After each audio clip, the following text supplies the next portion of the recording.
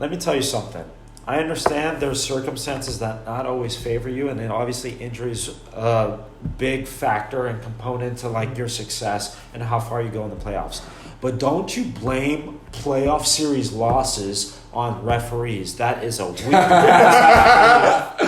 I have a colleague at work who recently brought up the 2002 Sacramento Kings Western Conference Finals versus the Lakers. Okay, just for those watching at home, it's 2020 right now, and someone's still talking about a playoff series in 2002. It's not healthy. When we were 12. It's not healthy. So we literally, I'm walking in 9 a.m., going into my office. This discussion taking place, and I probably wouldn't have said anything, but it's the second time it's happened over the last couple months, and he's like telling this one specific young person in our office, and I don't want his like judgment of the Kobe and Shaq Lakers to be clouded by some Sacramento King random hate. Yeah. You know what I mean? And like given that, Kobe recently passed, and I wanted to let them know that no, you lost that series. You had 3 cracks at us, 2000, 2001, 2002. You lost all 3.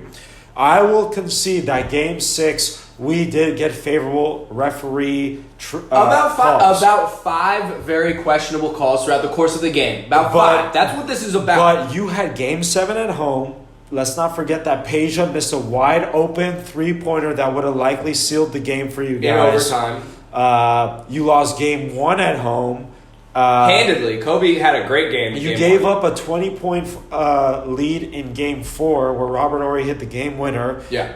And at the end of the day... Y'all caught that out. At the end of the day, there's going to be bad calls on both sides. Right. And over the course of a 7-game series, which that played out all 7 games, there's going to be bad calls on both sides. If we make the analogy to boxing, for example, right?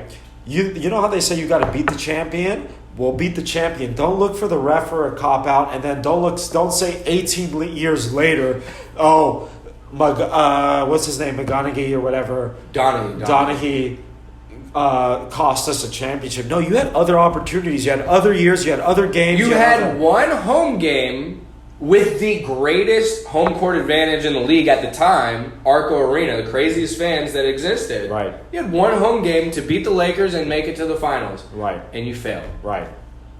End of story, dog. End of story. How are we still talking about this 18 years later? Yeah. And that's so pathetic that's still it was like a close game. It was an overtime. It's like, you know how many possessions there are in a 7-game series? They failed down the stretch. You know how many possessions there are in a 7-game series? You know how many opportunities you have to win? The idea that the Kobe Shaq Lakers are somehow not worthy of their 3-peat. Or there's somehow an asterisk next to that series. It's so ridiculous. You don't 3-peat based on referee preferential treatment. You know what I mean? It's just not how it goes. It's just absolutely preposterous. How do you really feel about this, bro? And I think that just got vented. That person would have more of an argument if this was like the deciding game and there were 5 calls in the fourth quarter that were egregiously, incorrect. Right, but this wasn't even the deciding game. Like, they had home court advantage in the best home court in the league to beat the Lakers to make it to the championship, and they came up short. And you know what? And that's that. And you know what? There's probably some calls that didn't go our way that series. 100. You don't have me. You don't see me writing it down in a notebook. Nope. And presenting it 20 years later. Never. Hey, you remember that Phoenix Suns series in 2006? Yeah, Well, let me tell you a couple things that happened. Right. Tim Thomas had his foot on the line. Blah blah blah. No, none of that. No. Never made any excuse. The Suns beat us. We blew it through 3 games to 1 series. And if you think about it, like, as shitty as the NBA referees can be, can you think of a championship that has been decided because of poor refereeing? Because I can't.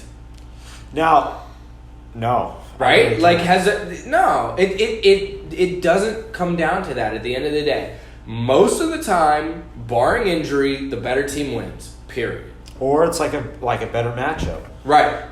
You know what I mean? Exactly. Like, for example, I think the Warriors were a better team than 2006 Cavs. Overall, I mean, there's no argument when you look how the Warriors performed throughout the entire season. I just think the Cavs matched up well with them, and they had a little mental aspect and toughness element. And they had the greatest player of all time. Potentially, yeah. Well, definitely the greatest player in that series. There's not a question. Easily, yeah.